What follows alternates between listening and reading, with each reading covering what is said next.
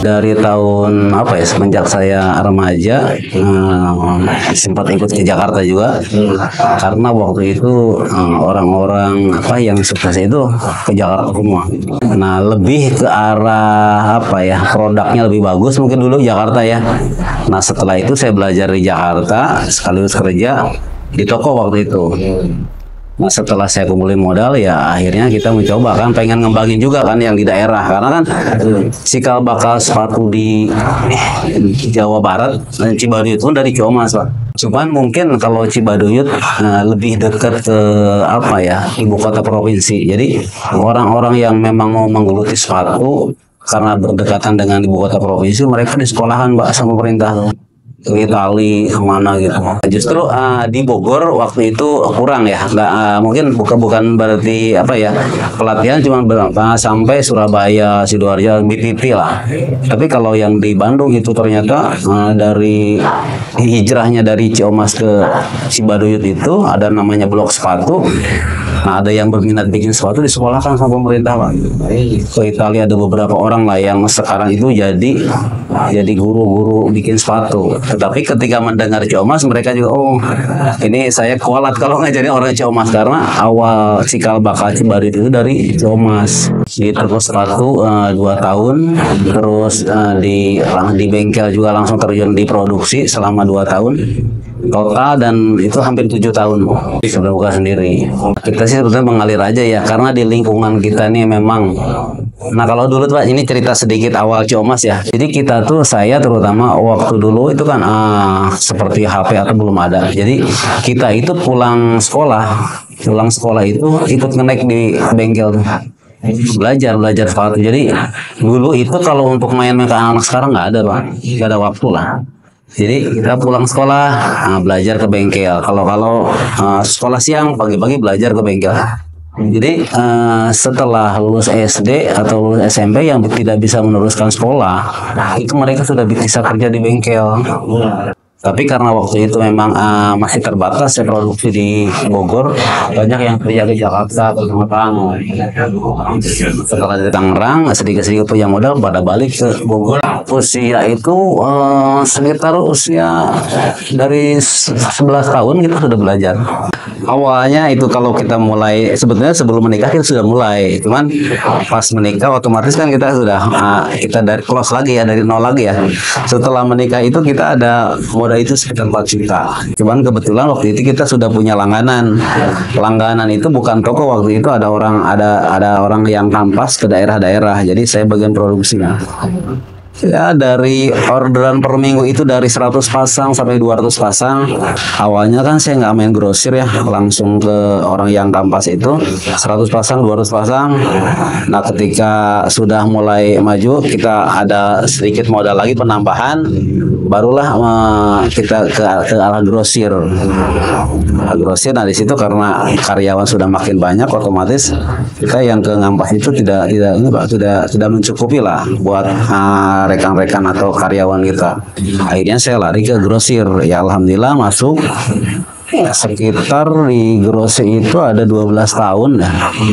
12 tahun ya alhamdulillah, merambah juga kita ke Jakarta. Grosir Pasar Anyar, grosir Jatinegara, dengan pengiriman produk yang sama dengan berbeda, cuma beda merek aja ya. Produk yang sama, cuma beda merek aja. Alhamdulillah karyawan sempat sampai 25 orang. Itu tahun 2010 sampai tahun 2012. Saya ingat di tahun 2010 itu per minggu aja kita bisa pengiriman barang sampai 150 kodi. Tapi terbagi dua ya. Untuk grosir Bogor 75 kodi, untuk grosir Jatinegara 75 kodi sampai 150 kodi. Dan itu puncaknya mungkin karyawan waktu itu sampai ada 25 orang. Nah, disitulah dari tahun 2010 2 tahun itu. Kalau 150 kali 4 sekitar 600 juta satu bulan. Setelah kesini-sininya dari Pasar Anyar sih udah mulai kurang kan. Ketika serbuan produk Cina masuk, otomatis kita kena dampak Pak. Makin ya berkurang lah. Karyawan berkurang, terus orderan juga pasti berkurang. Ya akhirnya ketika COVID, nah di situ ketika COVID mungkin orang-orang pada libur ya yang masuk grosir, karena 3 bulan sebelum Lebaran itu Pak, biasanya sebelum ada COVID, produsen sepatu di Ciamas nih itu orderan udah semaunya. Dia udah semaunya, bikin berapa aja toko terima. Tapi ketika COVID Pak, grosir tutup, pabrik tutup. Tetapi karena itu kan kita sudah mulai masuk online kan Pak. Wah, banyak ada teman-teman yang ketika mulai COVID itu akhirnya belajar online. Kita mulailah online, tapi saya belum online sendiri, kita masih ngesuk maklun ke yang punya online gitu kan. Nah sebetulnya waktu COVID kita malah keteteran Pak orderan. Cuma waktu itu masih sempat kesulitan karena pabrik-pabrik sabun pada tutup. Di situ saya terpikir gimana caranya kita tidak tergantung sama pabrik. Kebetulan saya alhamdulillah waktu itu punya mesin cetak sol. Satu awalnya kita punya mesin cetak sol satu, punya cetakannya juga satu. Kita cobalah berdayakan yang ada. Jadi cetak sol sendiri kita bikin sendiri. Awalnya cuma menutupi kebutuhan produksi kita aja ya. Per minggunya itu sekitar ya 20 atau 300 atau sampai 500 pasang. Alhamdulillah tercukupi. Jadi sampai Lebaran itu yang orang-orang pada libur, kita cetak sol sendiri, bikin sendiri Pak. Ya kalau bahan baku outsole itu kita ambil dari Bandung. Karena Bandung memang ada kelas-kelasnya ya. Saya mau kelas yang terbaik lah. Jangan sampai barang Bogor jelek padahal bahan bakunya yang kurang bagus. Jadi kita dari awal produk bahan bakunya ambil yang bagus dari Bandung, langsung kita cetak di sini. Setelah pembuatan sol, setelah rapi, jadi kita langsung ke produksi. Apa yang dipesan sama owner kita bikin. Mereka maunya dengan tawarkan, boleh saya mau bikin kan sendalnya, tapi soalnya dari saya. Jadi supaya rekan karyawan saya juga bisa kerja gitu. Sementara kita masih di sendal, tapi lagi merambah ke sepatu kulit. Karena akhir-akhir ini saya juga baru terpikir ya, karena Ciamas ini diidentik sepatu. Padahal di dalamnya itu banyaknya lebih ke arah sendal wanita Pak. Di bawah 10% yang di Bogor ini yang bikin sepatu kulit. Jadi karena mungkin pasarnya juga kalau sendal wanita kan lebih apa ya, lagi setahun sekali. Tapi saya sih masih mencoba ke pemerintah ya, terutama kita akan menghidupkan lagi sepatu kulit di Ciamas ini, dengan catatan mungkin di pemerintah juga bisa beli produk kita gitu loh, baik yang menawarkan. Tapi kita kan harus mengikuti perkembangan ya, pemerintah juga kan punya SOP kan, seperti apa produknya, seperti apa kekuatannya, seperti apa, kita akan ikuti, kita akan coba untuk bisa memuaskan konsumen, terutama pemerintah supaya bisa percaya lagi kepada produk sepatu Ciamas. 2024 ini tinggal 7 orang di luar karyawan yang cetak sol ya. Kalau dulu itu 25 orang karyawan sendal semua, total sekarang 20 orang sama yang cetak sol. Alhamdulillah istri sangat mendukung dan mensupport saya, walaupun tidak terjun langsung di produksi ini, tapi mereka support. Dan kedua anak saya juga, walaupun mereka tidak mau mengikuti jejak orang tuanya, yang satu jadi guru, yang satu mau kuliah, nggak masalah, yang penting support aja buat saya, bikin saya semangat. Ya pertama kita mengalir aja, mengikuti perkembangan yang ada. Jadi produk itu tidak bisa semau kita yang bikin. Jadi kita tetap harus update produk. Sekarang kan istilahnya di Google sudah banyak ya, cari model terlaris, model-model luar pun kita bisa tiru. Jadi kepada para teman-teman, khususnya di para pengrajin sepatu di Bogor, jangan terus menyerah, karena kalau kita menyerah, padahal istilahnya finishnya sudah dekat. Tapi kalau kita menyerah itu bakalan tercapai finish dari nol lagi. Pokoknya berjalan terus dengan mengalir apa adanya, berdoa juga sama Allah, karena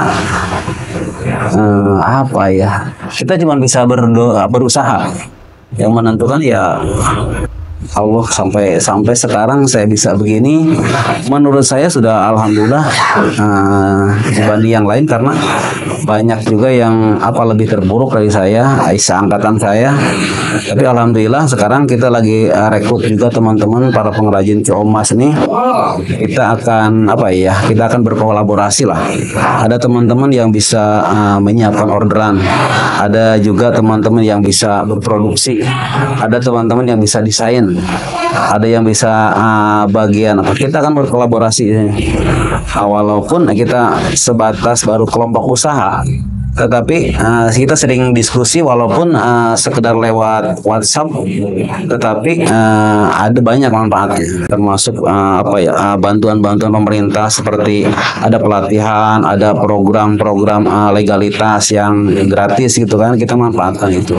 Harapan saya ke depannya, jadilah jangan jadi tamu di negeri sendiri, dan juga kepada masyarakat, inilah produk-produk lokal atau produk-produk Kabupaten Bogor, karena saya di Bogor, toh tidak kalah mutunya dengan produk-produk dari luar, karena mungkin mereka cuma menampilkan model terkini dengan harga murah, tetapi cintailah produk Indonesia, khususnya produk Kabupaten Bogor dan produk ciomas Procio.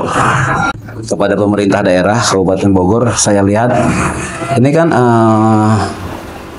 PNS Kabupaten Bogor itu Pak 20.000 lebih.